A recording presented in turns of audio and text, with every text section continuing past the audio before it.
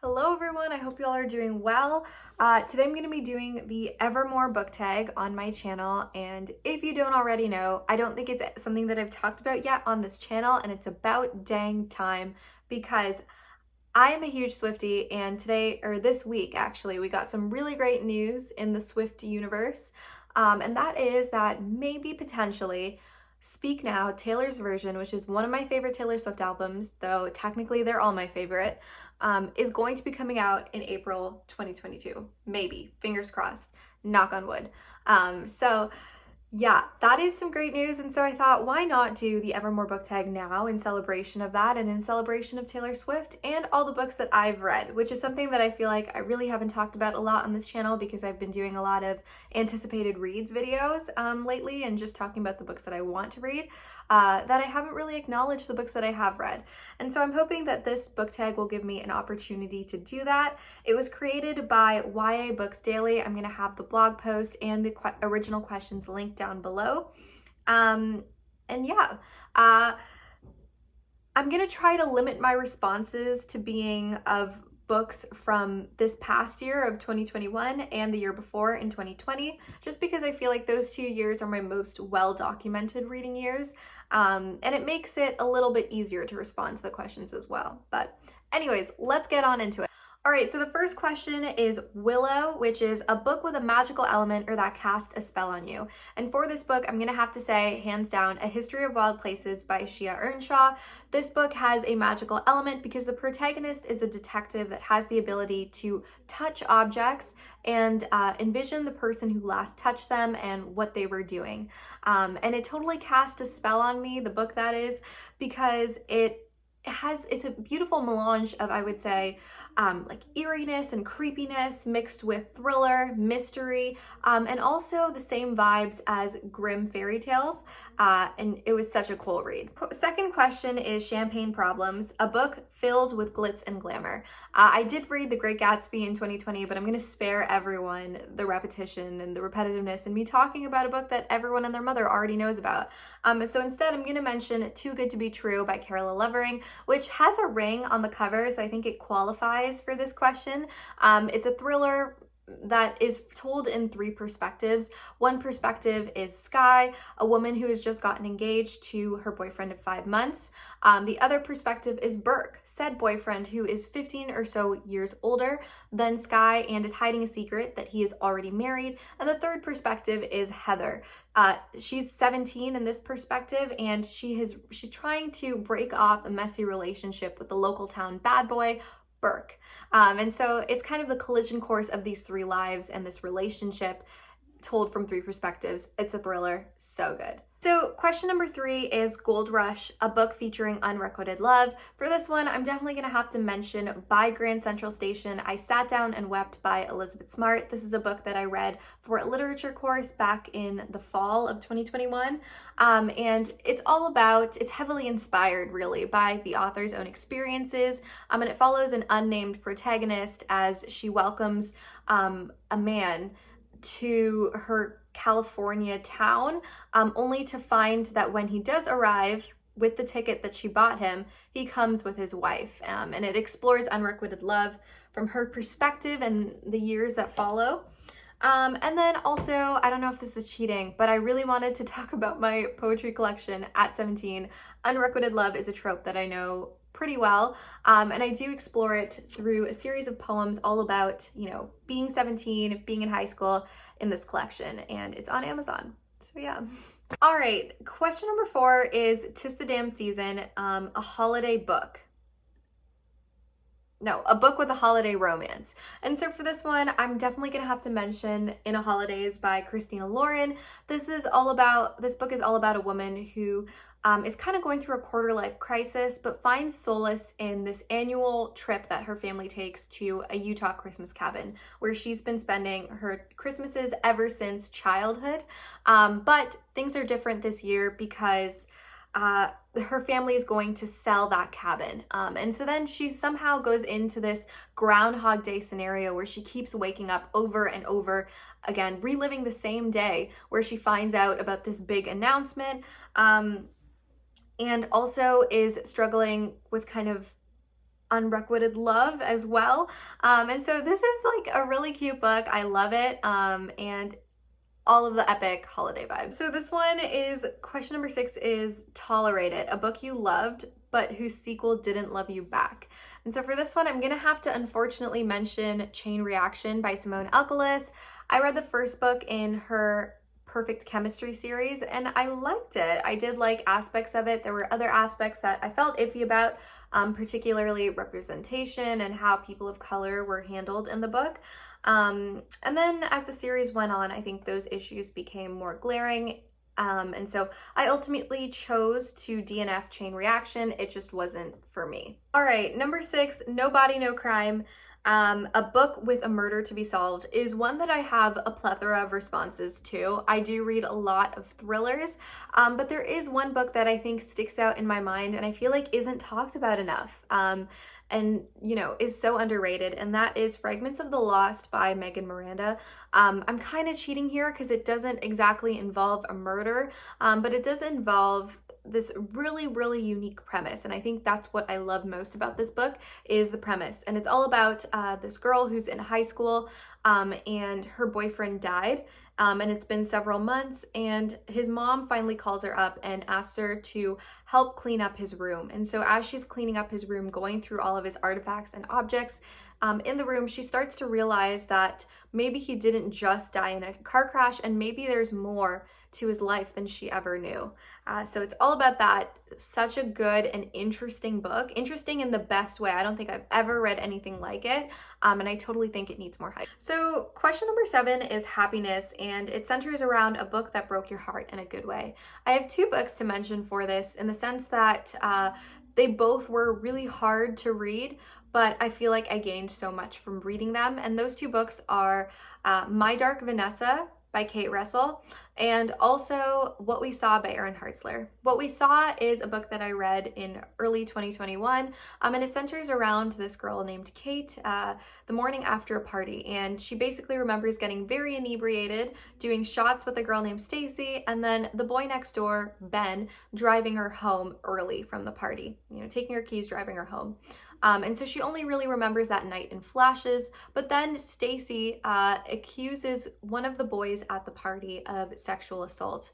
And Kate's world starts to come apart as she questions the people in her community, what she knows about them, and also as she starts to question where Ben was during such a tragic alleged event taking place.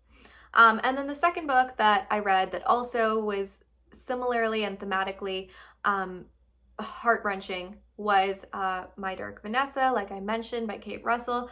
And this book is all about kind of a woman processing a student-teacher relationship that she had in her teens, and then also how like the effects of that has followed her into adulthood. And both of these books were incredibly hard to read, and so I would definitely recommend being in the right headspace for them. But they're both books that I want to revisit in the future and reprocess many more times. Question 8 is Dorothea, a book with a high school romance.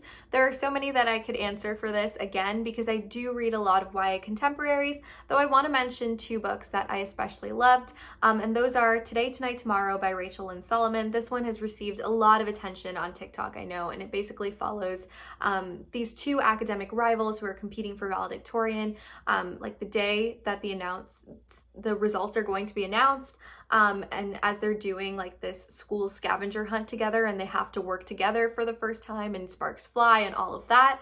And yeah, like that book, like I said, has received a lot of attention. And if you liked that book, or if you are interested in that book, I would highly suggest this other book called What's Not to Love by Sigmund Broca and Emily Whiberly. And this book similarly follows 2 academic rivals. Can you see that there's a certain trope that I like? But it follows 2 academic rivals, and their principal basically forces them to work on planning an event together, and in exchange they're promised recommendation letters to Harvard. And so they're like, okay, guess we have to put our differences aside and work together. And they realize that they do have more than just chemistry with their rivalry, if you know what I'm saying. So those are 2 books.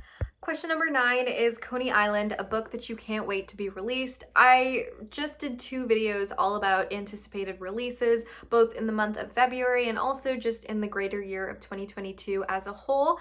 So definitely check those out. But to spotlight, I was going to say highlight, but I was also going to say spotlight.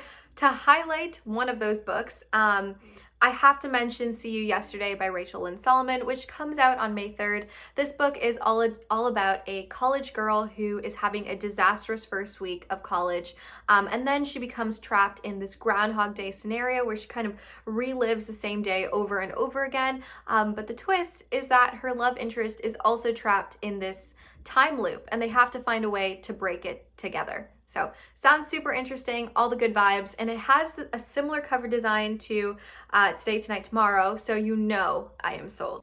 Question number 10 is Ivy, a book that understood you deeply. And for this one, I'm going to have to go with The Truth About Forever by Sarah Dessen, which is a book that I started and read incrementally for several years on end, but kept getting interrupted for, the craziest of reasons, but I finally finished it last summer.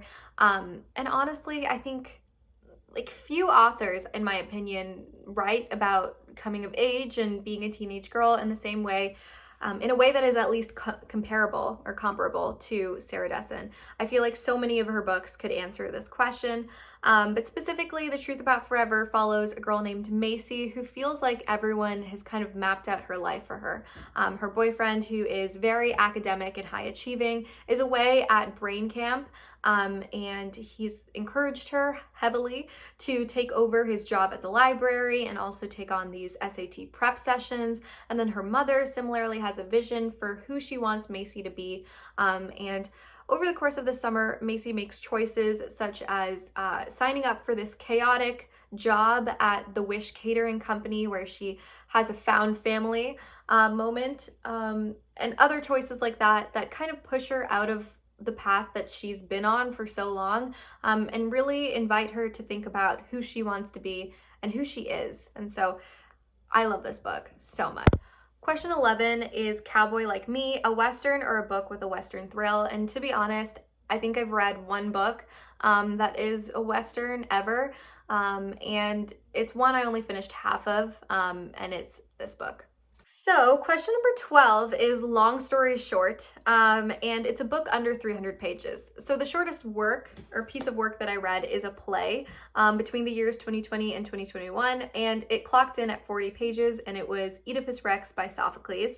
But actual novels that I read and would recommend that are under 300 pages in these 2 years include In 5 Years by Rebecca Searle, which is a book all about a woman who kind of has a premonition moment where she witnesses a scene or lives out a moment that is from 5 years in the future, and then it's about her life unfolding over the course of the next 5 years. And then there's also Cracked Up to Be by Courtney Summers, which is a hard-hitting book about this girl who went from being a stellar, high-achieving straight A student and cheerleader, captain of the cheer team, to being this sort of substance abusing, troublemaking girl in her high school. And it's kind of exploring what happened and why she is the way she is now. Question number 13 is Marjorie, a book with a strong family element. For this one, you already know I'm going to mention We Are the Brennans by Tracy Lange, which is a book that I read last year, all about this Irish Catholic family living in upstate New York, maybe I want to say, or suburban New York, and it's all about this woman named Sunday Brennan, who lives in LA and has to go home with her tail between her legs after she gets a DUI, and so then when she goes home, it's for the first time in many years, and the family is tiptoeing around eggshells, not talking about these secrets that they've been keeping from each other, and it's all about them trying to overcome that, especially as their dad gets older in age and has secrets of his own and is unwell, and put aside their differences and put aside these secrets or uncover these secrets and be open with each other and come back together as a family unit after being so divided after Sunday left. So I hope that made sense. Love that book. I read it in one sitting. Okay, question number 14 is Closure, which is a book you never want to see again. And for me, and it's nothing personal against this book, it's because I did read a lot of books over the years that I just didn't quite love. And this was it. Again, it wasn't for me, but it could be the book that is right for you, and so you might love it, but personally, I really didn't like this book, and it is 99% Mine by Sally Thorne. So question number 15 is Evermore, a book that healed you. And for this one, I'm gonna have to say, hands down, Their Eyes Were Watching God by Zora Neale Hurston. Part of why I love this book so much, I think, was right time. This book affected me so deeply because I think it was exactly what I needed in February of 2021 while we were in lockdown and my school transitioned to online school, and it was my last year of high school, and it was a crazy time, and I found so much solace in this book, which is all about this Black woman named Janie from the time that she's about 15, 16 into her 30s, and through 3 different marriages. And it so beautifully explores the themes of race, femininity, coming of age above all else, and maturation. And so I loved this book. It was exactly what I needed, and it totally healed me. So now we're going on the complete other side of the pendulum here with question number 16, Right Where You Left Me, a book that left you in a serious reading slump. And for this one, I'm gonna have to go with The Other Passenger by Louise Candelish. This book just wasn't for me. It's a thriller, but personally, I didn't really find it to be quite thrilling. I found it to be very drama-based, and the ending fell so flat for me. And also, it was like my 4th advanced reader copy that I'd read during the month when I'd read it. And so I feel like that pressure of just reading and all of the deadlines associated with that made me not really want to read that much after reading it. So again, it's not really the book, it's just my personal preferences and what was going on in terms of my life and my reading habits at the time, which ultimately left me in a serious reading slump after finishing. And finally, for question number 17, it's time to go. To culminate this tag, the prompt is a book that you just couldn't finish. And I dread responding with this book because I do want to finish it so badly, but The Beauty of Darkness, which I picked up again after about 4 years in 2021, I couldn't finish it. I picked it up, I read about 100 pages, and it's not the book's fault, it's just that I got distracted. I started reading other books, and I stopped reading this ultimately and didn't finish it. And so I'm hoping that I'll pick this up again in 2022 and finally finish it. Yeah, those were my responses for the Taylor Swift's Evermore Book Tag. Thank you again to YABooksDaily for creating such an incredible tag. I love Taylor Swift, I love Evermore, and I loved talking about all of these books. And yeah, I will see you in my next video. Hopefully we get Speak Now, Taylor's version, in April of 2022. Knock on all of the wood.